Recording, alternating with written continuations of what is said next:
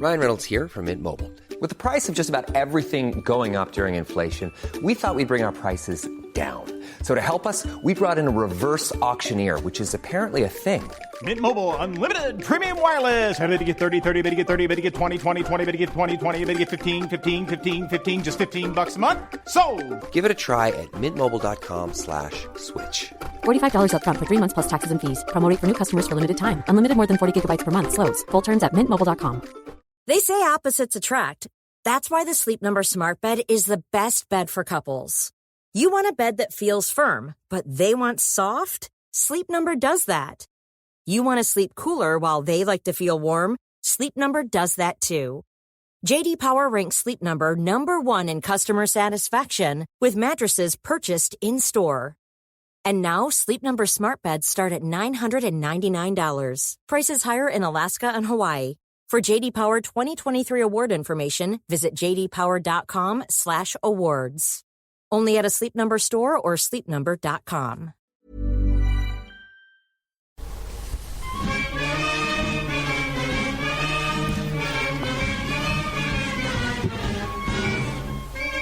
Hello, EggChasers. It's the EggChasers Rugby Podcast, a podcast about rugby that doesn't take itself or the game too seriously. Back in the rugby dungeon once again, as we are 52 weeks of the year. The only podcast that can say that, and if you appreciate that fact, while everyone else is off, I don't know, where do you reckon what do grassroots podcasters do in the off-season? No idea. I have no idea. Hit the weights? Less on the weights. What do they do? That is a good question, Tim. Complain about Olympic boxing on Twitter? I don't know. That's a YouTuber. Yeah, you're right, actually. Sorry, yes, you're quite right. Yeah.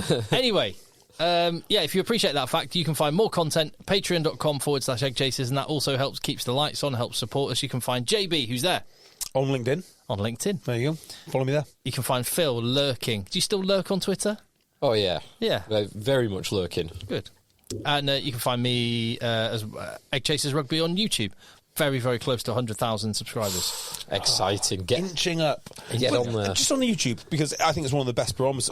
Your YouTube channel is actually a very good barometer of generic rugby interest throughout the season, I think. Would you agree with that? Yeah. What was your reaction to the Olympics? It got the reaction to the Olympics. I think this was the same on social media. It was a strange number of people who got oddly annoyed about Antoine Dupont being revered. Actually, really. It was a strange thing to watch. There was one group of people. I think we were quite excited about it. Who were like, "That was really cool." I was very sceptical, but I could not maintain my scepticism when he scored 4 tries or something ridiculous. Yeah, 1 assist and 2 tries in the 7 minutes that he was on the field, and winning man of the match as well in 7 minutes. But in the wake of it, the strange reaction to people who were saying, "What an incredible player! He's one of the greatest we've ever seen." The reaction to that was bizarre, weirdly angry. I don't understand it. But is it as bizarre as my reaction to Khaleesi and Farrell? Is it on that level? Yeah, there's an inexplicable element to it, yeah. yeah. No one can quite really work it out, but it definitely won't make sense in my head. So on this podcast, we're going to be previewing 2 more Premiership teams. And thank you for the reviews and any other emails on any other rugby topic or non-rugby topic. Contact eggchasers@gmail.com. But actually, Khaleesi is one of the stories of this week. It looks like in the next couple of days he's going to seal a move back to the Sharks in Durban, having asked to be released from his contract in France. I'd love to know what the inside out on this is, because if it was Racing, it sounds like Racing are relatively happy to let him go. Well, as long as they pay him. Yeah, as long as they get they what paid they a want. huge amount of cash to get him out of his contract. Yeah, so as long as they get their money Africa back, I think they'll be happy to let him go. But actually, if Racing are happy and this all goes ahead, and you don't know what has spurred this on, maybe it was a conversation with Racing, but they're right. They are right to get rid of him if they are starting this procedure. I mean, we've spoke about this at length. It is a colossal waste of money if you have a salary cap. A colossal waste. So I think it's one of those positive moves that Racing can make. Really. Sia Khaleesi is the one that has instigated it. We know that. Yeah, but is it because Jackie Lorenzetti has said, "You're fat"? Do you know what I mean? Or because he's not felt welcome, or because there's pressure on him, or... I wouldn't... my guess is that it isn't that. My honest suspicion is, because he hasn't played that well in the top 14, as you've identified. He has not played very well. He certainly didn't play well in Europe when I saw him. No. Mm-hmm. And I think that is... semi-final. Yeah. My gut feeling is that he will have been completely shocked about and this is what I'm hearing as well, is that he is completely shocked about the relentless nature of the top 14, and he thought he was being played too much. I mean, professional rugby player, mate. If that is the case, he could have done his due diligence. Yeah, but everybody knows. I mean, no one knows about the top 14. It's a very under the radar league, isn't it? It's like one of the things you think of first when you think about the top 14 is just how attritional it is. 10 months a year. Yeah, there's not a single rugby player that I've spoken to who says the top 14 is easy, or they look at that and go, yeah, okay, the money's great, but actually it's going to be really hard work. No one says that. Sorry, everyone says that. Yeah, no one says it's like the easy option. No. So maybe he thought he's going to get treated differently. Maybe, but then, like, if you are on as much money as he reportedly is on, he has to play, because like they could have 5 other back rows for him. Exactly. I wonder if it's kind of an element of wanting your cake and eating it, because if you went for half the money on the understanding that you wouldn't be played so much, it doesn't sound like all parties were aware of what they were doing to start with. He sounds like he wants all the money, but also wants the workload that South Africa gave him. Again, we don't know the ins and outs. Yeah. It could have been to do with the comments that were made by the president. And if that's the case, you have to say, was the president trying to goad him into doing exactly this because he didn't want him there? Yeah. Well, if he didn't, I guess the point remains, if he's saying he's surprised by the physicality or the relentless nature of it, I suspect that he wasn't thinking it through entirely when he signed. Well, at 33 years of age, let me come back. There's a reason why there's not that many South African internationals now who play for the national team and play in France, because they've all gone to Japan or back to South Africa. And I think it's because playing international rugby and playing top 14 is incredibly hard. It is. Yes. And at 33 years of age, when he's got people breathing down his neck for his position... Well, I think the Sharks, is that where he's going to go? It looks like it, yeah. I think that's exactly the right place for him to be. I think that's where he has the most draw. That's where he'll be looked after the best.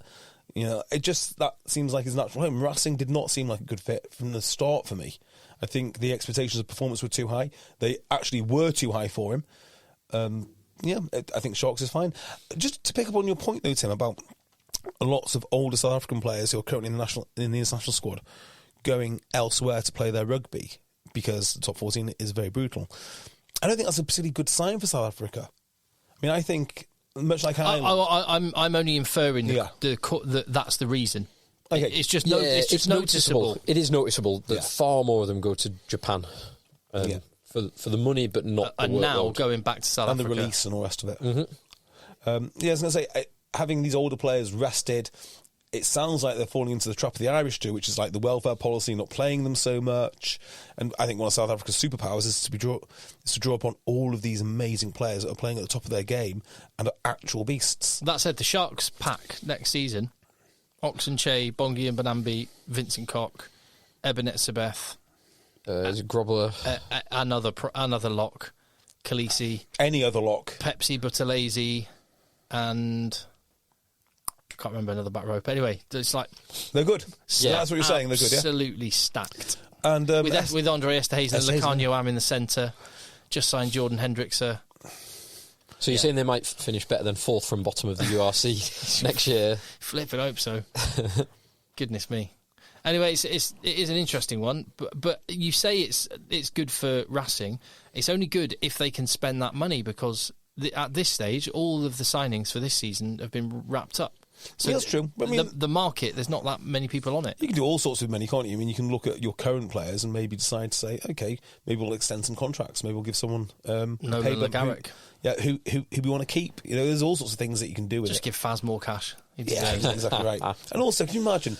You've been in that locker room so long with those two competing for the last word on the team talk. It'd be like... Although neither of them can speak French, so no. Yeah, but they'll still be talking. I mean, it wouldn't possibly stop them. It'd be like the speech scene in Bridesmaids where they carry on trying to outdo each other. Hang on, you were complaining a few months ago about Farrell not saying enough. And now you're complaining about him saying too much. Whichever, doesn't matter. Both. Both. Same. Says a lot, yet nothing.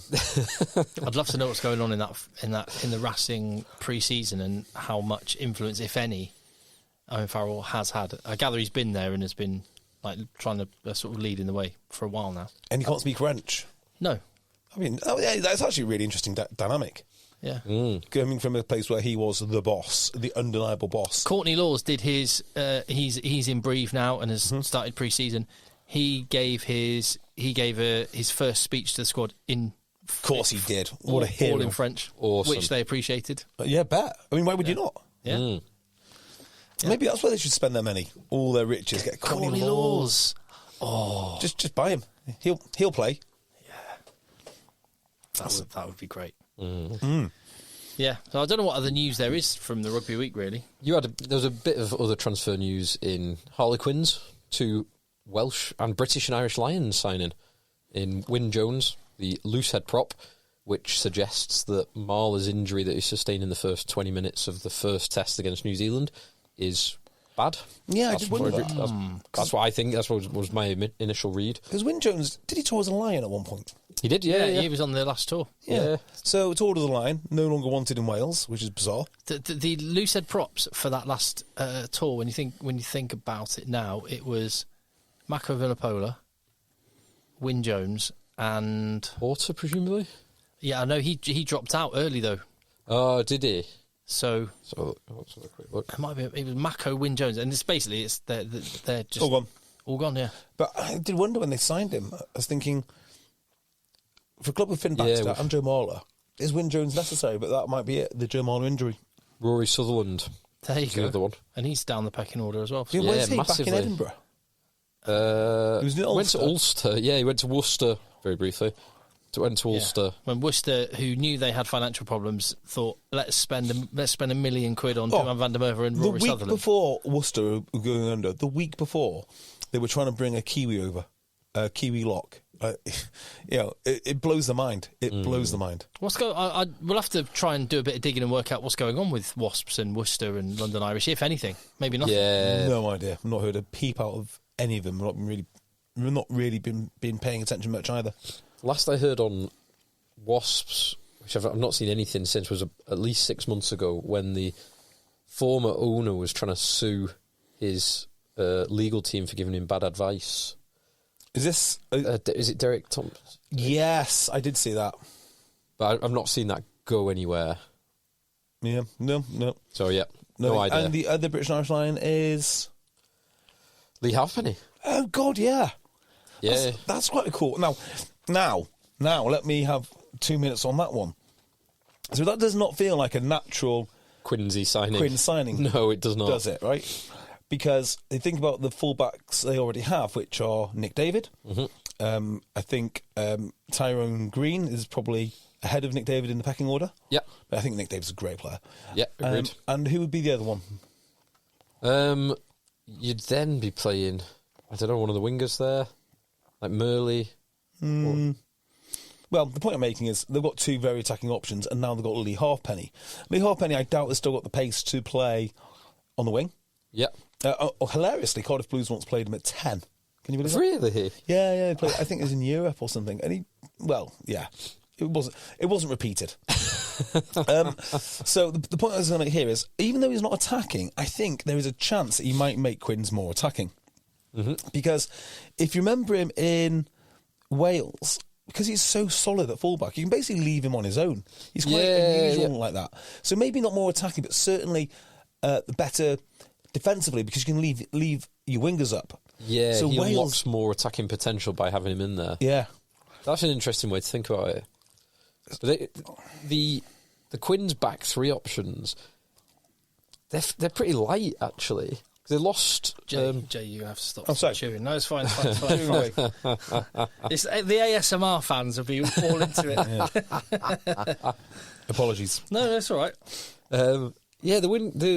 We think it's Quinn's as having lots of back 3 options. They're not actually got that many at the moment. They've got... Oh, I've just gone off it as I was trying to get it up. There we go. So you've got Nick David, Caden Murley, Tyrone Green, Lee Halfpenny as your recognised fullbacks. Outside backs. Yeah, not even fullbacks. Outside backs. Outside, you'll recognise wing or fullbacks. Yeah, they're a bit like, maybe. And you've got players who can play out there, like Northmore or Beard or Will Joseph. Definitely Beard. Marcus Smith has played internationally at 15, but then you're moving your best 10 to 15, so that's not really an option. So they actually look quite light. I do wonder as well, when the internationals go away, I mean, Marcus Smith isn't the greatest kicker. He's a good kicker, but not the greatest kicker. I imagine Lee Halfpenny is a massive upgrade on the kicking. Yeah, that's an interesting point. Although England probably wouldn't like that because he's going to be the first choice kicker for England. Yes, this is true. Oh yeah, I think unless Marcus George Smith Ford still gets kicks. unless George Ford gets his spot back when. But anyway, when he plays, he's going to need to be the goal kicker. But George Ford is not a great kicker. We'll come on to Quins in a bit. Yeah, you're right. With the season preview. In a week or two's time. Yeah. Didn't we do him last week? No, hang on. Who did we do? Northampton and Bath. Ah, yes, of course. So we move on to the other two. No, we did top four. we did Saracens and Saints. We did Sarries and You Saints. did do Oh, we Sarries. did do Sarries and Saints. Yeah, we did. We didn't do Bath. Because, yeah. Can't remember why. Why did we do Doesn't that? matter. Doesn't matter. That's good. So, Matter. who are That's we a doing good this point. week? Because we're dead organised. So it's Sale and Bath then, I guess. Yeah, we'll just do a couple of them. That's fine. We'll get to the emails that we've got. We're just recording, having come down from the 100-metre final. What are you enjoying the Olympics currently? Just on a general generic sport tangent. Yes, I think I am. It's not a resounding answer to that. I've not really paid that much attention to it in the first week, say, right? But I do like to catch up in the evening. What I've come to the conclusion of is it's basically a celebration of very weird introverts, obsessive introverts, and I love it. Actually, I mean, I think you'd have to be it. You do. Well, you'd have to be an Olympian, let alone a champion at the Olympics. You have to kind of sacrifice everything else. Yeah, everything. I'm not so much impressed as to what they do. I am really impressed with what they do.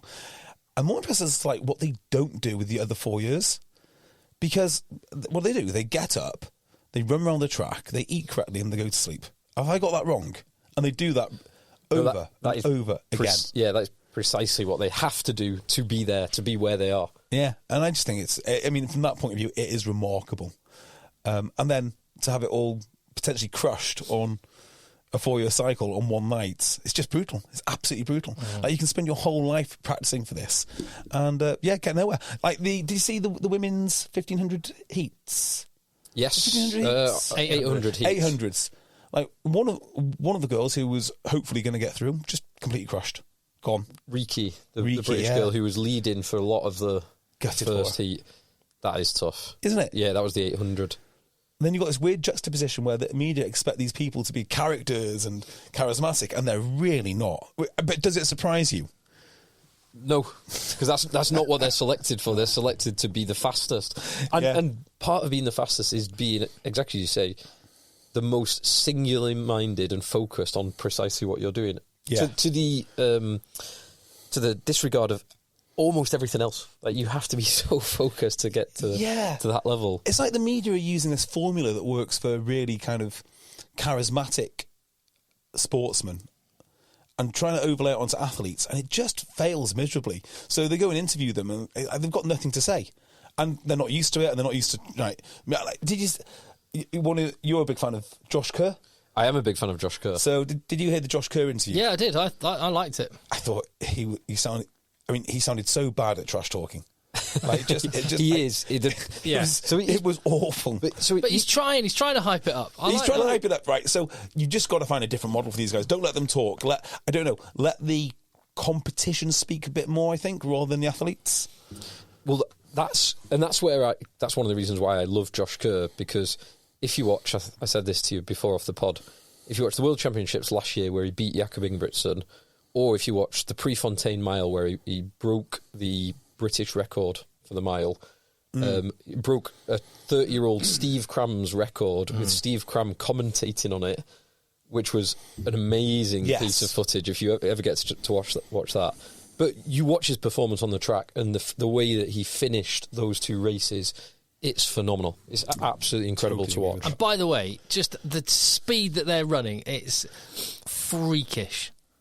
I don't know what it really is. If we went out, if you went and did the best mile you could do. Speaking about this, I'd probably say I could maybe get 6 minutes. Could you? So I did a 5:30 last year. Did you? Yeah, that's really good. That's decent. And that nearly killed me. And I'm quite quick and I'm quite fit. These guys are like 3.5 minutes. Yeah, 2 minutes faster than me. Sorry, what distance are they running? A mile. They're 1,500. Oh, so 1,500 metres. Yeah. Oh yeah, it's 1,500. Not Sorry, 4 no, laps. no, it's like- 4 laps. Yeah, but in the mile they're doing Yeah. about 3:45, 3:47, something like that. It's Jesus ridiculous.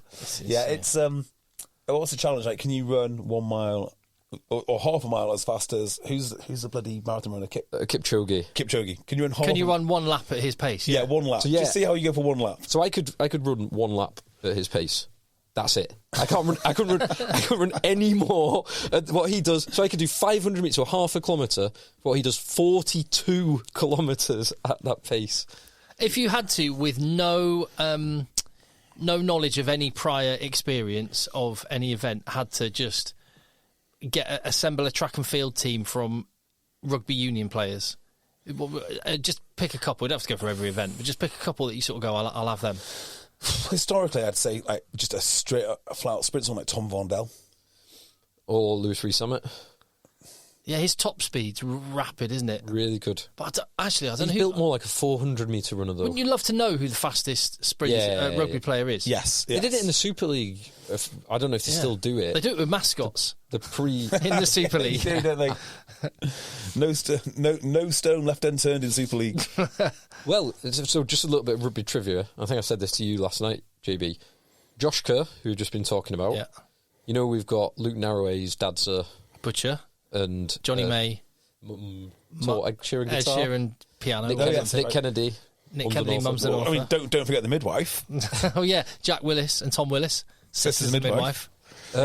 Josh Kerr, brother. Do you know who it is? Oh yes, I do, because you told me last night. Hold on, so I'm just thinking of rugby players. Mm-hmm. Kerr. I can't think of a player called Kerr, but that Scottish player. I can't think of one. So plays in the Premiership for Leicester Tigers and now Bristol Bears. The hooker, Jake Kerr. No way. Way. Very cool, because he's such a different. I can't even picture Sam Kerr in my mind, but I know what Josh Kerr looks like. Jake Kerr. Jake Kerr. Sorry. Jake Kerr. Yeah, you will remember him. Yeah. So he had a good stint at Tigers. For whatever reason, I didn't fancy him, and then ended up at Bristol as one of the worthless players. Yeah, so he was. I think he might have been on Pat Lam's worthless list. But he's actually a good player. I mean, I quite liked him when he was at Tigers. But if he's the shape of a hooker, he's nothing. Yeah, he's proper hooker shape. Josh Kerr, who trains out in Oregon, I think it is. There was a quote from him that was sent to me by a friend of the pod, Ollie Poole, who said.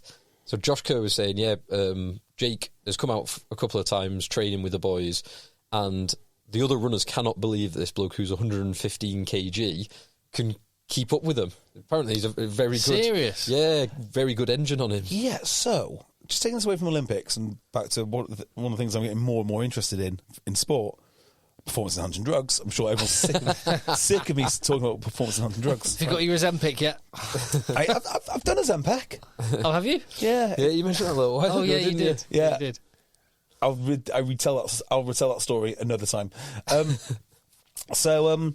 There is a podcast out there, and I think they're also like a Instagram account, and I won't say who they are, but they are legit, and they are legit strength trainers, and they were talking about athletes and why athletes don't look as good as you expect them to in real life, because we have this idea of what like the perfect body will be, like from magazines and whatnot. And so they were going through some of the sports that look great, some of them which don't. And rugby came up, and these guys are Irish, and they were like, oh, and rugby union players. And one of the guys was, they look phenomenal. And the other guy's, yep, but PEDs. And they follow it up with, we'll work with them. We'll work with some of these guys. They are all using PEDs. I'm like, that's the first time I've heard anyone say anything like that. Because rugby will always tell you it's super clean. I think we've got our suspicions. I definitely have my suspicions. More so than ever now. I have my suspicions pre-professionalism. So the incentives are there for people when they're in the schoolboy system to get bigger, stronger, faster. I would suspect bits of it happen when players are injured, but not massively, not widespread. Well, I think it's massively widespread below the Premiership. Oh yeah. It's like huge below the Premiership. But that's more like gym culture. If you go to any gym, say, I don't know, in South Wales or like in the northeast of England, you will see boys on that, and they're not doing it so that they can scrummage better. They're doing it so they look better in a tight t-shirt. But going on a Saturday night, going to the Josh Kerr point, like they couldn't believe a 115 kilogram man could run so well. These guys, we can't believe that these big men look so good, and they've got a point. Not all of them. Not all of them. Franz Malherbe. Dan Cole. You need more Franz Malherbe. Ty Furlong. Jonathan Mills. Mills. Avion Lewis-Roberts. Yes. Steve Maffey. Steve Maffey was the ultimate non-PED competitor. Will Skelton. Yes. I believe he's not on PEDs. He's not in the Australia squad either. What? Is he not? No. Oh, yeah, you did a video on the Australia squad. Now, isn't there a guy in the Australia squad who was playing at Ealing? Not sure. I think there is. Probably is. I don't know. If you're saying it, you've probably seen it somewhere. I'm not sure. It's who's the player they have got back? Marika Corambete is back. Is it? Carlo Tisano. Yeah. And thank you to my friend Happyman for that one. Sounds like an 80s drink. It does, doesn't it? It sounds Carlo Tisano sounds delicious. Around a 3, please, barman. They're going to get humped though, aren't they, in the Rugby Championship? We'll see what Joe Schmidt can do. Maybe Fraser McCright's out, but no Will Skelton. Yeah, and again, I think that is. I mean, surely if you were Joe Schmidt, that you'd be going, come back, play. But so I think that must be Will Skelton's choice, and probably again a 10-month top 14. You probably don't want. You don't. Probably, I don't know what Australia pay. Mind you, was he not captain?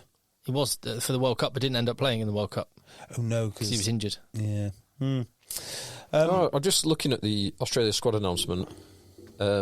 In the official squad announcement, it gives their cap number. So, for example, 5 uncapped players, I think.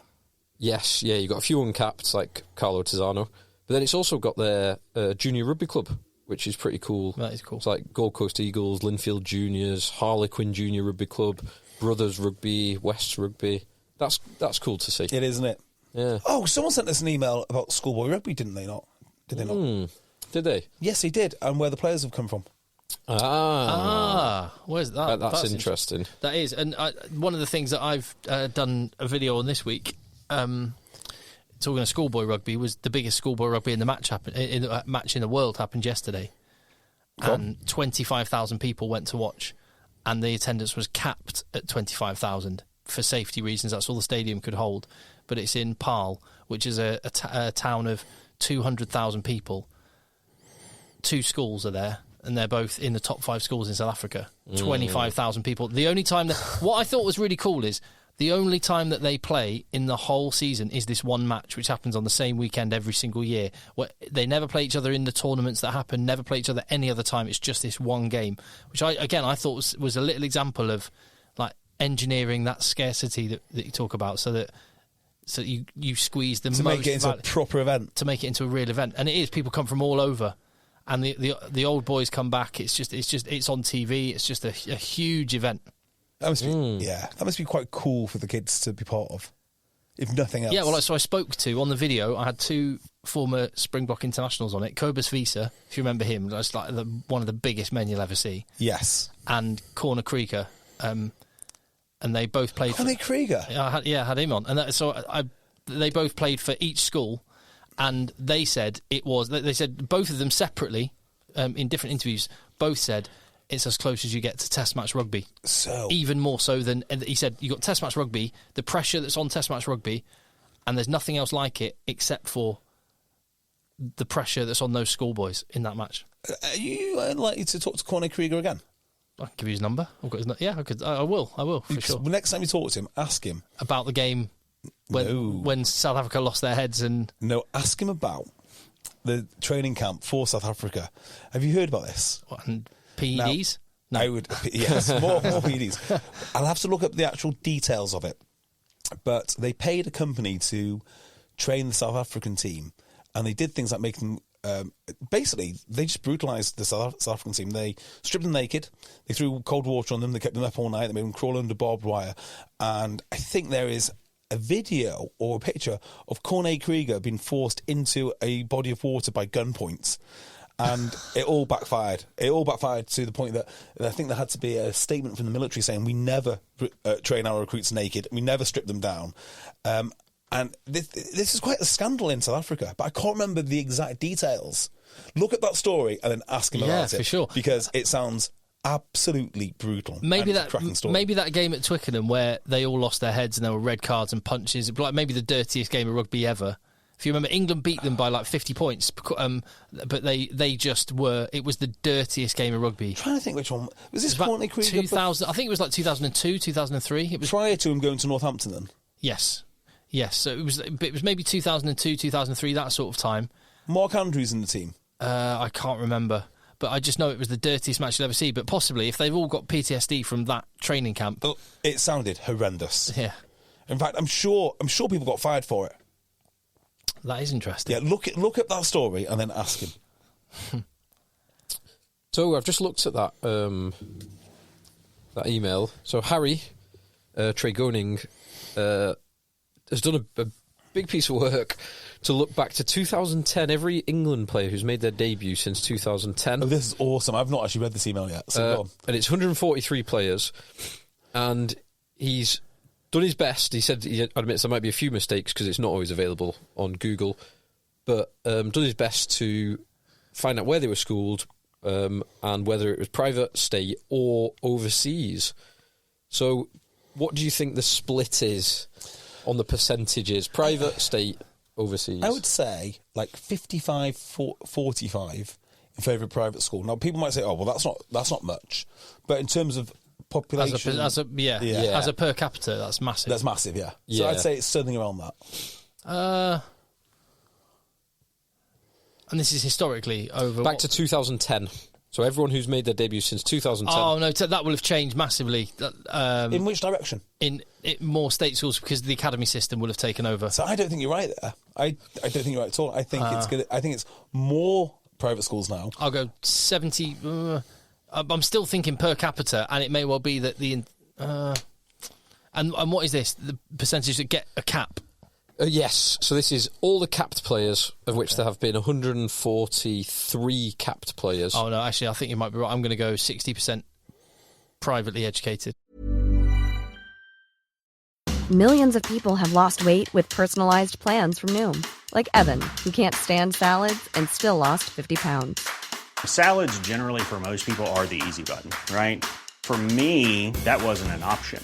I never really was a salad guy. That's just not who I am. But Noom worked for me. Get your personalized plan today at Noom.com. Real Noom user compensated to provide their story. In 4 weeks, the typical Noom user can expect to lose 1 to 2 pounds per week. Individual results may vary. We all belong outside. We're drawn to nature.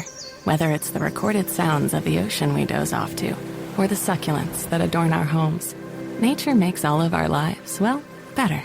Despite all this, we often go about our busy lives removed from it. But the outdoors is closer than we realize. With AllTrails, you can discover trails nearby and explore confidently. With offline maps and on-trail navigation. Download the free app today and make the most of your summer with AllTrails. And also, I'm going to say, I don't know. I reckon more forwards come from state schools because size is the optimum factor there, not skills. Interesting. So he's not broken it down like that. Why not? Send it back. To positional. But we've got the data here, so we could do it relatively quickly. And it is, so it's, depending on how you cut it, 60-40 private to state schools. Mm-hmm. Although it's if you include the overseas players, it's 55 private education, 35 state schools, and 10%. So Eddie Jones was right. Players. Basically, Eddie Jones may have been wrong about some things. He was absolutely on the money about this. Well, as much as everyone had a moan about it, maybe the way he expressed that point of view might have been, but he wasn't wrong fundamentally. He was right, but almost accidentally, I think. So I think his point was wrong. Which was, they pick. Well, hang on. I know what he didn't understand is that it's only the private schools which are capable of putting this much time in, but also it's only the private schools who are capable of telling lads what it really takes to win games of rugby, because you really can't be doing that in state schools. You can't be saying go to the gym twice a day. You can't be saying train every day. You can't be saying win the game line and brutalise your opposition. You can't say any of that. At best, you can say, oh, it's a game of evasion with the occasional bit of contact. Go and enjoy yourself, boys, and play with the tennis ball, right? Or go and play cricket for a bit and then come back. It's only the private schools that can tell them this is an incredibly intense game and you need to be hard. So yeah, he was right, but I think he got his points wrong somewhat, because his point was they weren't hard enough or something, was it? Or like the private schools, what was it? Produce softer guys, or I can't remember what it was, but something along. It was kind of derogatory. Is there anything else? Anything other pertinent stuff from that? That's the big thing. I'm going to see if I can quickly pivot this to do positional. Phil working 100 miles an hour with his macros on a spreadsheet. Might also be able to do the time to see if it's got better and worse, but that might take me a little bit longer. So contact EggChasers@gmail.com. Thank you very much for all the emails and stuff. And who was that, sorry, that sent that in? It was Harry, his last name, Harry Tregoning. Harry, top man. Yeah, thank you, Harry. This is very interesting. We have great listeners. We do. Men and women of substance. Mainly men. Mostly men. Mostly men. More men in our listenership than there is in a Jordan Peterson audience, I'd say. Right, do you have any emails for breakdowns of teams this week? Who would you like? The first team breakdown that you find, read it, and we'll go with it. Harlequins. Go for it. First one in from David Carnell. Thank you very much, David. Contact EggChasers@gmail.com. My beloved Quins, can we resurrect our form of 21 and not only make the top four but put our name on the trophy once again? In short, probably not. But will you be entertained along the way? Abso-effing-lutely.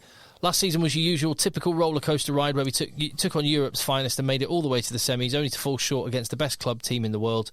So no complaints there. Games against Bordeaux and Racing 92 at the Thunderdome will live long in the memory.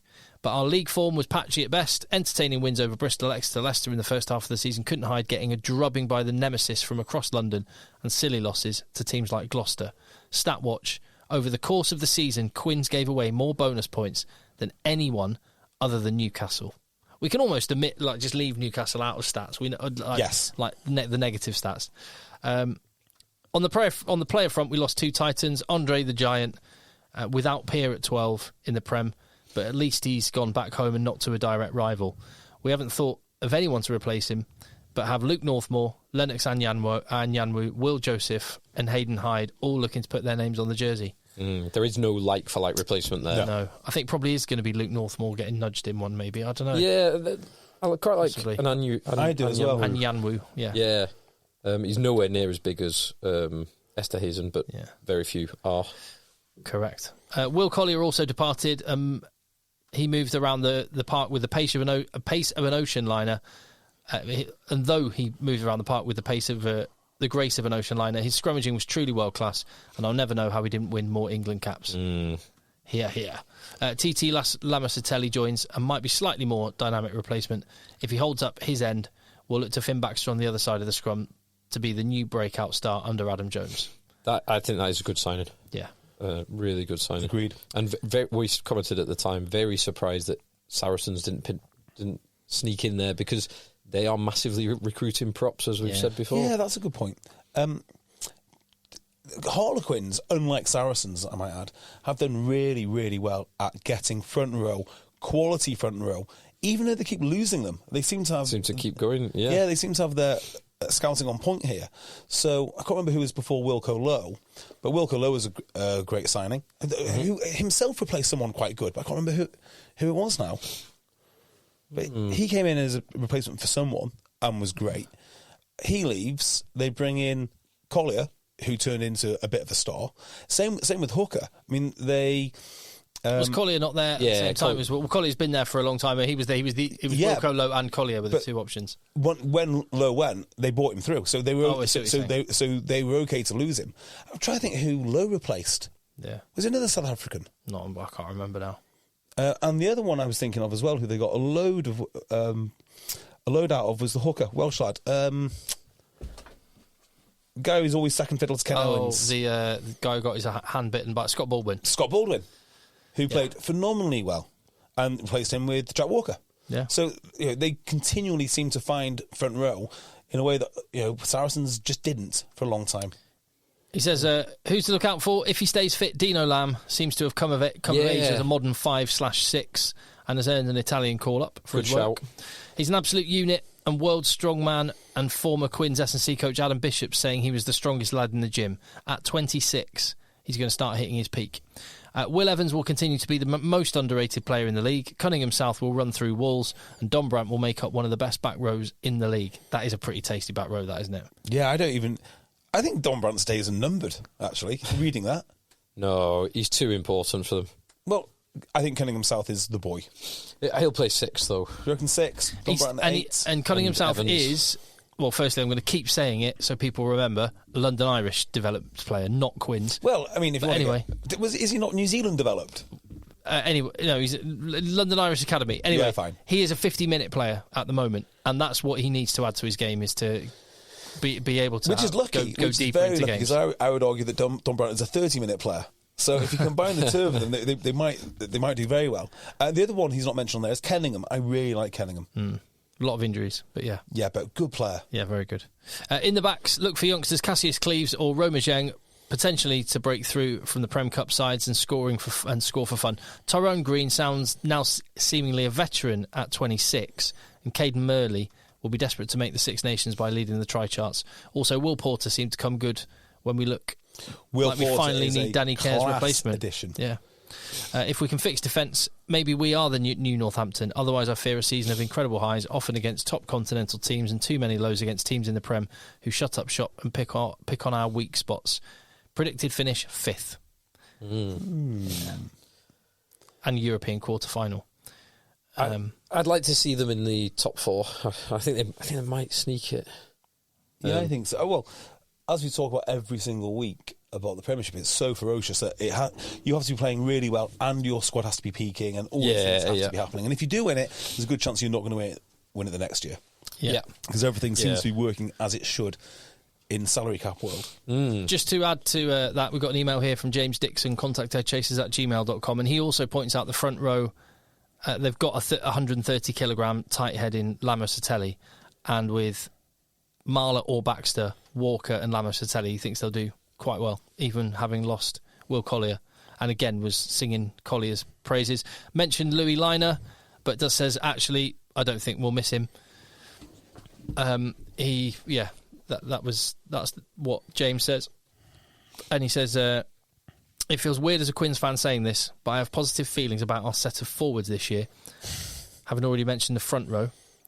He mentions a few youngsters. He mentions guys like Jack Kenningham. No one's mentioned Launchbury yet. He mentioned Launchbury is mentioned here. Oh, good. Along with Stephen Levis, Herbst and Dino Lamb. Again, it feels weird saying this as a Quins fan, but I think we look weak in the backs, especially back 3 and centre. Yeah, that's the point we've just kind of made. Yeah.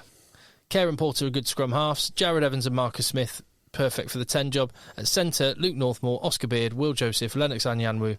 One of these, specifically Anyanwu, will have to step up and fill the 12 role. And the back 3, we really only have Murley, Green and Nick David, unless Beard or Joseph fill in. But now they do have Lee Halfpenny, which he did follow up and say. And there you go. The lack of depth there might have something to do with the short term. He says, prediction for next year, I think it'll be the same again. Some games will look like world beaters, but not consistent enough for a playoff position. We'll finish 6th or 7th, would be my guess. Plus, keep an eye on Jason Gilmore, who's a defence coach replacing Jerry Flannery. When have Jerry Flannery's gone? South Africa. Has he? Yeah. So Jerry Flannery, as I understand it, along with the other lads, does not... Well, none of them have a contract as such, do they? I don't know. Yeah, so the Quins coaching team do not have contracts, as in, like, they don't have 5 years, 6 years, whatever it is. It's not a fixed-term contract. It's not a fixed term. They are basically just full-time employees, which is incredibly unusual. So when they won the Premiership, that was their reward. They just got forever contract. So he must be offered a lot of money or a great opportunity to move on. Well, South Africa go coach the world champions. And go back. He worked with Rassie Erasmus at Munster. Of course he did, which is exactly why Felix Jones. He keeps all the guys he worked with, that clearly the ones he likes, he keeps them all close to him. Like you say, what's his face, who's now at Leinster? Nienaber, yeah. Felix Jones, as you said. Yeah. And yeah. Well, it kind of reminds me a little bit of the NFL and the coaching trees.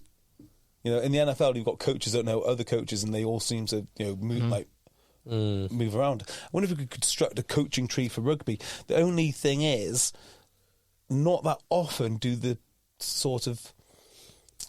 assistants get picked up. Once you're an assistant, you seem to be an assistant for life. I mean, we spoke about this last week. There's only a handful of assistants that sort of make it all the way. But yeah, if there's someone out there who wants to make me a bunch of coaching trees, please do so.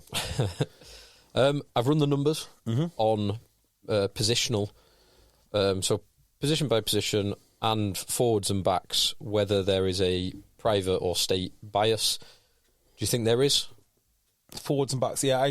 I'd go with I like JB's logic there. I'd say that there's the backs with skill focus. Yeah.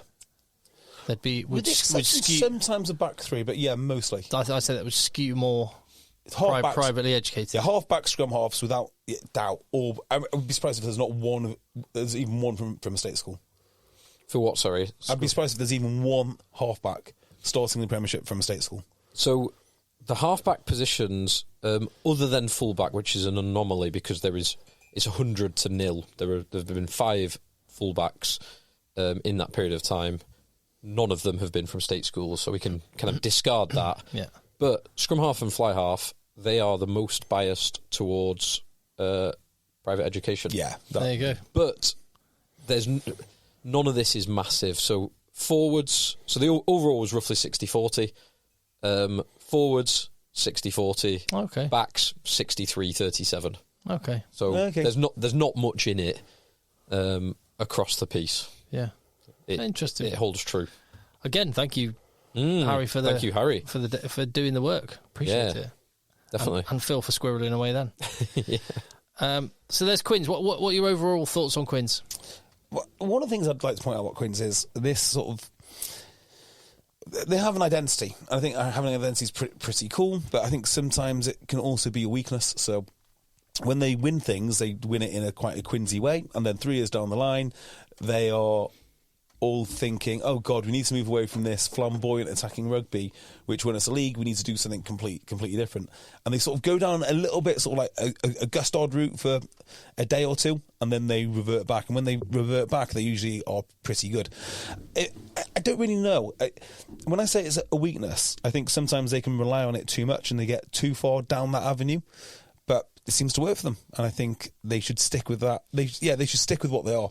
And at some point, like their last 2 Premiership titles, the ball will bounce in the right way, and I think that they'll do fairly well. It is the beauty of rugby that the other stuff, as much as that is Quinn's identity, and they have the jouet type of style, you cannot win without the other stuff. It's completely non-negotiable. So I kind of agree with the comments. The pack is actually shaping up pretty well. As it has done for a few years. I guess it's one of those things, isn't it? Don't try and be the best, try and be the only.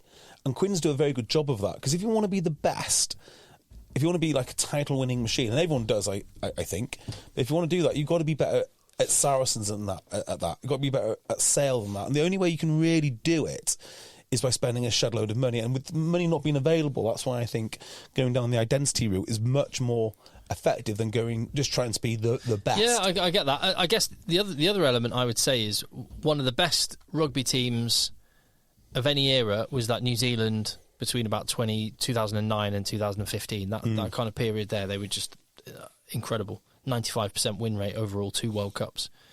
And they kicked more than any other team. But everyone's perception of that team, and it was true. It's not just a perception. The reality of that team is they played the most amazing attacking rugby. Guys like Dan Carter, Ben Smith, just playing, or just Conrad Smith, just so classy. Mar Nonu, amazing players. Yeah. But they did the fundamentals. They also had also had a horrible pack who could smash you, and they kicked more than anybody else. It's one of those things that's often overlooked about Finn Russell. He kicks more than any fly half in the Premiership. He kicks incredibly well, but he also has those other skills in his locker. Yeah, on the kicking, this is what infuriates me about people that whinge about box kicking. Because if you see one bad one, oh God, we've got to ban box kicking. World Rugby, we've got to step in and change the laws. But it's actually the kicking. It's the movement of the chess pieces prior to the attack, which makes a huge difference, and that's what kicking is. It is rearranging your opposition into a favourable situation for you. That's why New Zealand were able to utilise all the skills they had, because they had so many favourable positions. That's what kicking does. That's what box kicking does. So when you hear these idiots who are mostly on Twitter, which I don't engage with now, who don't know anything about rugby, saying ban the box kick, they haven't got the first idea. Just as a very short aside on Twitter, we have had people saying, please would you do some Patreon listeners saying, please would you do a podcast, Patreon pod, mentioning the well-known rugby Twitter character who has weighed in on Olympic talking points. I just don't know what there is to say, is there? No. What is there to say? It's deranged. That point of view is it's not. It is a bit more complex actually, because these. No, he's deranged. No, I think in this particular case, it's a bit more complex. Both things could be true. Yeah, this is undoubtedly a complex issue. Yes, it's more complex than the typical trans issue, right? It's not like the South Walian girl who's coached. Oh, we don't need to go into the specifics on it. Yeah, but I just love the comment. Yeah, she's folding up girls like deck chairs. Oh, let her play. Just let her play. I'm sold. The one on that was from the BBC. Interviewing the coach. Oh yeah, she'll be a tremendous player if we can prevent her from injuring all of our players in training. What? This isn't the story you think it is, you morons. Couldn't make it up, could you? No, it's just low-grade people. So I'm just looking down the email. I've got so many emails. I've got Sale Sharks. Let's do it.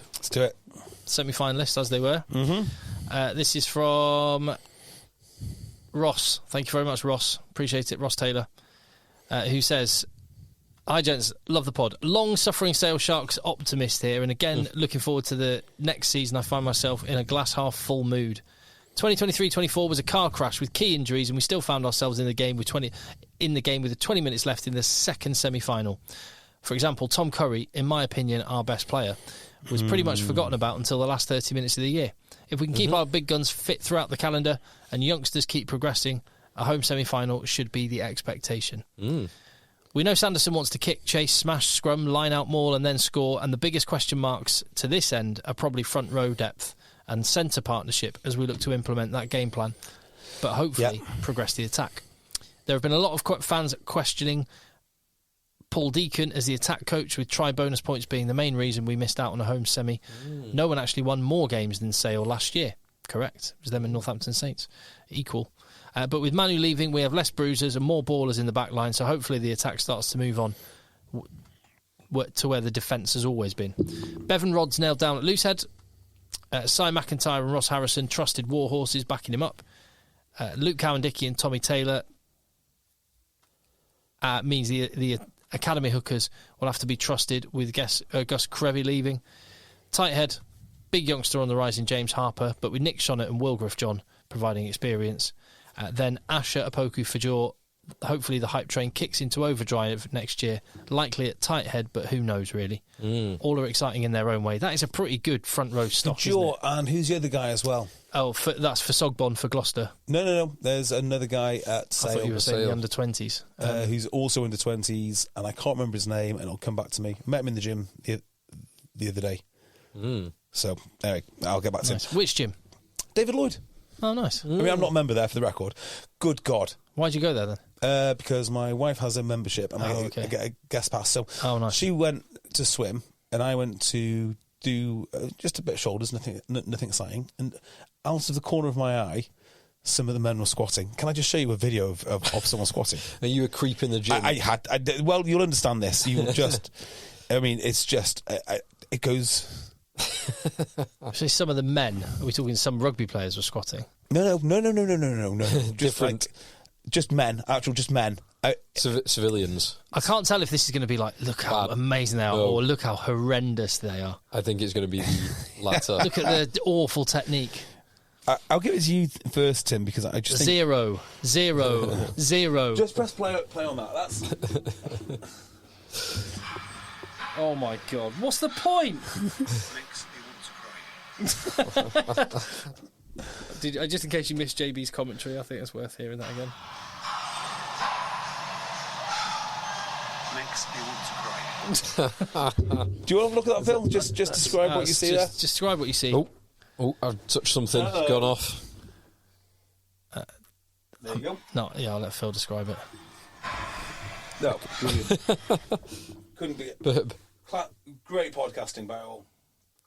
There we go. Yes. Oh, yes. What he needs to do. So, quite a tall guy, it looks like. And he's got... 90. Is it 90? 90, yeah. So the 2 years. So the black ones are 20 plates.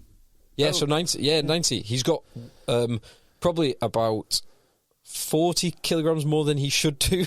I'd say so. So he's going down maybe a half the distance he should do. Maybe a quarter of the maybe distance. a quarter of the distance he should do. And there's another guy doing reps in front of his wife with 50. I was like, imagine doing that in front of your wife. How embarrassing. David Lloyd, I've never seen a gym so full of fat people. I have just never, ever seen one. It's not a gym, it's a social club. Yeah, it is. It costs an absolute bomb to go there. Yeah. I used to get a half price membership. I was a couple of years when I went, and it was half price, and it was still expensive then. Yeah. And the only reason I basically stuck with it is because Kate used to be a producer at Six Music at the weekend, so she'd be like there, and I'd have two small kids. Great for kids. And I just used to turn up and put them in the kids club and have a couple of hours just basically. Well, it used to be the home of Lancashire Cricket. So Lancashire Cricket used to train there. But my word, some of the standards. I mean, CrossFit is not renowned for its standards, but this is different level. You get that in any commercial gym, though. This is true. Globo Gym. So back to Sale Sharks. The back five is beefy as ever. New signing is 6'8" and 138 kg LaRue Rowett, replacing Kurbis Visa as tight head lock. A great prospect in 6'9" and 128 kilo Ben Bamba, getting another year heavier. Josh Beaumont and re-signed Hiron Andrews. That is meaty. That it is. That really is. The back row depth. As for Ben Bamba, he's coaching Stockport. Oh, nice. Threes. Nice. Good lad. Threes, yeah. The back row depth is up there with the best in the league. Ben Curry, Tom Curry, Jean-Luc Dupree, Dan Dupree, Sam Dugdale, Ernst van Rijn. That is amazing as well. Their pack is awesome. Yeah, they've done a good job assembling that. I actually thought the wheels had come off. I didn't think they were very good at signing players. I thought they were basically signing names rather than players for a little while. Which I think was true for a little while. Yeah, I think they've probably gone through a bit of a learning curve there because the guys that... I mean, South African fans know Hiron Andrews, but no one in the Premiership would have thought, oh, Hiron Andrews is going to come and be, a good player, etc. Yeah. Rafi Quirk was playing social touch rugby at Broughton Park on Wednesday night. Really? He looked fit. Yeah, fast. Look sharp, yeah. Awesome. That's cool. Rafi Quirk and Gus Waugh are halfbacks. George Ford will be the most important player with Rob Dupree and Tom Curtis backing up. Centre is where it gets uncertain for Sale, with the emotional departures of Tuolangi and Sam James offset by the emotional return of ex-Sale captain Will Addison and star signing Fijian captain Waisea Nyathalevu. That's such an interesting signing, that one. It is a bit... he's a hell of a player. He's also older than Manu. So Manu is 33. Yeah. Nyathalevu is 34. So it's an interesting signing. He's a hell of a player, though. Look, for me, Manu was one of the biggest wastes of money in a long time. Not cool to say it, but I really thought... I mean, occasionally he'd have... Like, he would sort of be 50% of what he used to be. He was nothing like the Manu. If people... you know how in some of those TV shows, I'm thinking like that four in a bed and breakfast where people pay what they think something's worth. If clubs did that at the end of every season for Manu Tuolangi, and you compared it with what he actually got paid, it'd be incredible. Well, it'd be many multiples less, fractions. You do the other way around and you say, right, what does Manu cost me per minute on the field? Yeah, He'd be one of the most expensive rugby players that's ever... He'd be more like football player wages. Well, sadly, I am a huge Will Addison fan. Mm-hmm. I just think they're falling into a bit of a trap here. So I hope he's not on... I mean, not for him personally, but as a team dynamic, I hope he's not on that much money because I just don't see him playing much. I don't think he will be because he's just been so injury prone. Yeah. So if he's come back and it's just like a contract, they've said, look, come home, we'll give you something, and that's great. Perfect. Well, so exactly what Ross is saying here, he basically says with his unbelievably bad fitness record, he thinks Rob Dupree will be 12, Nyathalevu 13, and Will Addison kind of back in that. I can see that working. Yeah. I mean, I'd rather Rob Dupree at 12 and 13, that's for sure. Yeah. Same. Yeah, that makes sense. Yeah. Sam Bedlow, Luke James, and Rakiti Malsey White as backups. I just looked with the pounds per play for Manu over the years. In 6 years at Ulster, Will Addison played 44 games in 6 years. That's not good. It's not a huge amount, is it? It's not a big number. What's 44 divided by 6? Like seven and a half games a season. It's just not enough. No, so look, if you keep him on the sidelines and play him in the quarters and the finals, yeah, fine. But I just don't think you can build a team around him. Mm-hmm. That's a shame. He says. He said Falcons fans watch out for Conor Docherty this season, who Dimes has taken on loan from Sale. A great prospect in the Chris Harris mould. Fine. Yeah, I like Conor Docherty. I think his dad is. Altrincham Kersal, I think that's where he's from originally, and I think he's a very, very good player. Although my criticism is he has had opportunities to get into the first team and he's not taken them. So he's had, I mean, for the last 2 or 3 years he's had some chances. Back three picks itself with young flyers Joe Carpenter, Tom Roebuck, and Aaron Reid, all touring internationally this summer. Tom O'Flaherty providing squad father duties, and Alex Wills coming through from this year's England under-20s as another big kick chase demon. Backup fullback could be done by committee, however, especially if Carpenter gets more deserved international opportunities.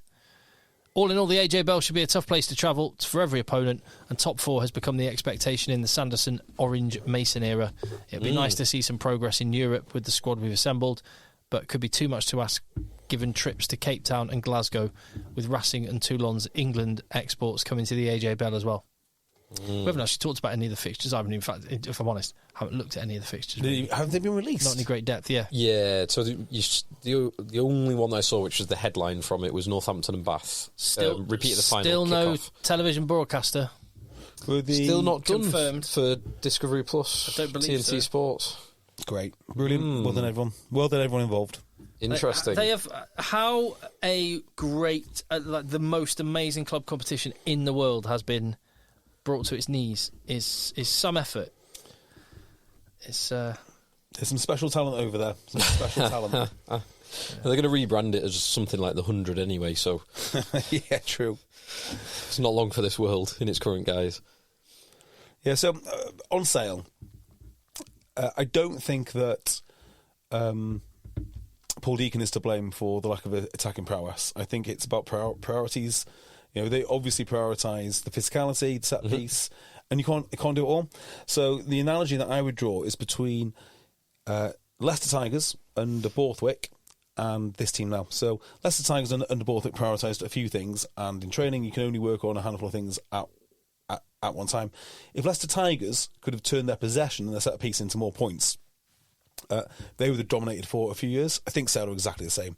So one of the reasons you bring in a George Ford is to be super sharp in the 22s. That's where they need to get better, because they're going to have plenty of possession, but to get that possession, all of their focus has got to be on what they're already doing, which is the set piece, the breakdown, their defence, all the things which really win you games. But then the absolute last part of that puzzle has been super precise in the 22. They do that, they will be fine. Oh yeah, I think they will be pushing for top 4. Whether they get the home semi, but if they do get a home semi, they've got a reasonable chance of winning the whole thing. Yeah, they get home semi, and then in any final, it will be an arm wrestle. As long as you just keep making the playoffs, I just think it's acceptable not to win playoffs. I'm looking at their squad and going, Tom Curry, if fit and well and available, one international, and as has been mentioned, their back 3, but they don't have that many full internationals, which says to me they can have a crack at all competitions. Just on Tom Curry, not to put it down on it, but I think he is not long for professional rugby. I mean, I hope that hip is completely fixed. I think it's a hip resurfacing, isn't it, rather than a replacement. But if he can't, people do not understand how serious that injury is. I think we do here, but I don't think in general they understand. And I think this is a make or break season for him. If he can't get over this hip, I think could be it for him. I think it's a really serious injury. Or if they don't manage it properly, if he plays too many games for England or for Sale, he's going to have a much shorter career than people realise. Because he's been playing pretty much internationally since he was 18. Yeah, he's 26 now, so that's 8 years, and he's played. Apart from last season, he's played a hell of a lot, and he plays in a way that he has. It's an attritional style of rugby, shall we say? So aggressive and confrontational. And there's a really worrying. Maybe it's Sale's last game when he played. Did he play for England over the summer? Yeah, he came off the bench. He did, right. Yeah. And he got cleaned out from a ruck and he looked in so much pain. I was like, I hope that is not the hip. So he's, as Phil said, 26. The next game he plays for Sale will be his 100th appearance for Sale. And he's played 54 times for England. And he's got 3 tests for the British and Irish Lions as well. 3 tests for the Lions, yeah. Yeah, he is good. He's no doubt. phenomenal. And when he played in those 54 tests for England, the average minutes on the field is just shy of 70. Yeah. So and he's been captain. Yeah. So he plays he plays a lot of games, and he plays a lot of games. And he plays, as you say, in the manner that as Phil described. Big year for a lot of players with the Lions as well. You just mentioned he's got 3 Lions appearances. Well, massive year. No bigger than Lee Halfpenny. He'll be targeting his 4th tour. It kind of sneaks up on me. Like, you forget. Yeah. Well, it's easy to forget. It doesn't feel like 1 year away. There's much. There'd be so much more enthusiasm if it was the All Blacks or South Africa. Yeah. This is really the 8-year gap, isn't it? Yeah. Because nobody cares about Australia. I mean, I'd be astonished if Australia were semi-competitive. And before the next Lions tour, which will be in New Zealand, before that comes around, we will have had 2 Nations Championships and a World Cup. That was one bit of news. Did you see the France and Ireland? Well, the 6 nations overall have torpedoed the Qatar finals weekend idea. Yeah, right. Thought to be France and Ireland. France and Ireland were against it. England were 50-50. Scotland and Wales were in favour, apparently. Right. So there are potentially some unforeseen consequences of doing this, particularly for the RFU. So, who is the official airline of the RFU? Qatar. Oh, no. British BA. Airways. Yeah, British Airways. Is it British Airways? It certainly has been. It has been. Well, after having British Airways for basically decades as the national carrier, sponsoring Twickenham, the genius, who is Bill Sweeney, signed off on Qatar Airways becoming... Who are do stuff for South Africa as well. Yep. On the understanding, probably, that all of this Qatari stuff is going to come off. And as such, have sent a long-term sponsor packing and it sounds to me as if the Qatar Airlines will probably pull out now. Now, if they do pull out, that's going to be a £3 to £4 million gap in the RFU. They'll find another airline. BA will come back. Do you reckon? Why? No. Yeah. Well, presumably, if they've signed a contract, they can't just pull out. No, but once that's over. Yeah. I mean, if they're not playing in Qatar, they're looking at this as a long-term strategic partnership for decades, and they pulled out. Yeah. So back to BA. Well, more for Qatar Airways for signing off on the contract before the deal was done. If that was so strategically important. Well, they've been doing the games with South Africa for a while now with nothing like this on, and the amazing... Oh, that means we could have a cup between nations, the Qatar Airways Cup. Ooh, so romantic, isn't it? Yeah. So we'll see. But steeped in history. So there was a headline in... it was saying that like they're going to sue the Sanzar could demand compensation. Yeah, bollocks. I'm not sure how they'd go down that. That's got to be bollocks. We've heard demands from who's the Sharks owner who had a team of New York lawyers on standby. Careful, incredibly litigious. Marcotti? Marcotti, yeah. Better not say anything bad, actually. Yeah, don't say anything bad. Just it's the only man I will not criticise. Because he has a team of New York lawyers. But interesting that it has been torpedoed. On the face of it, it looks like money has not been taken as the primary driver. They'll be in a position where they can really do that, are they? Yeah, I don't really know where I stand on this. I mean, I just take the money, I think. Take the money, but it's not the fact that I don't mind them taking the money. It's the fact that I hate their moral preening, and I hate the way that they run the game. I mean, I'd like them to take the money just so I could accuse them of hypocrisy, really. But I just want reform right from the top of the RFU all the way down.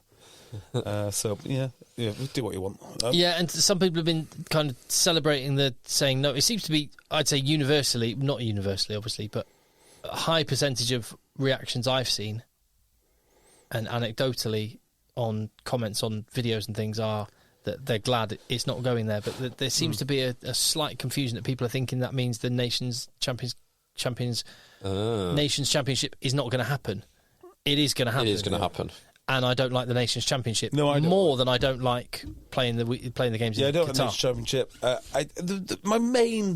My main criticism of Qatar is I don't want to go there. I mean, that's where it starts and ends. I don't want to go to Qatar. I have no interest in going. I never have had any interest in going. The answer is just no. If the UAE wanted to buy it... if we had any chance of getting a sponsor come on board to... hey, hang guys, on, let's get you out there. Yeah. If Qatari Airways want to sponsor us, however, I will go to Qatar. Right, don't get me wrong. If the UAE wanted to buy it and we're going to watch some games in Dubai, mainline that straight into my veins. So I don't mind that. I just don't want to go to Qatar, and that's my only criticism of it. I don't care about the politics. Don't care about any of that. If they're going to pay us money, fine. Absolutely. You're consistent. So that's that. I can't think of anything else.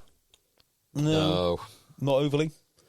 Should we do a quick Patreon pod then and discuss, I guess, rugby people getting involved with things that they have no idea about? Let's do it. Yeah, go on then. We'll do that. We'll wade into that. That'll be... Yeah. We'll do that behind. Yeah, we'll do that there because it's friends only. Patreon.com/EggChasers. Let the boys end.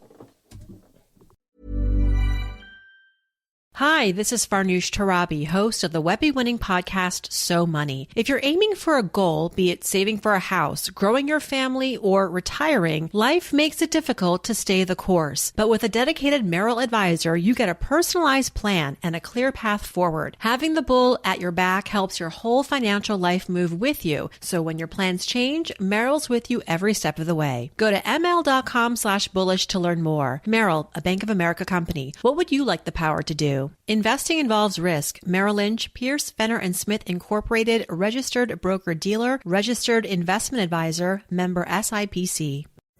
Pulling up to Mickey D's just for drinks? Oh yeah, that's me. Nothing extra, just perfection and a straw. Coming in hot for the coldest cups on the block. Because there are drinks. Then there are drinks from McDonald's. Mix things up with any size lemonade or sweet tea for $1.49. Perfect with our classic fries. Price and participation may vary. Cannot be combined with any other offer. Ba-da-ba-ba-ba. Here in America, work is in trouble. We've offshored our manufacturing, sent away good jobs, and lost so much ability to make things. American Giant is pushing back against that tide. They make high-quality clothing for a summer wardrobe you'll love, all made right here in the USA. Support America's workers and get 20% off your first order at American-Giant.com with code STAPLE20. That's 20% off your first order at American-Giant.com, code STAPLE20.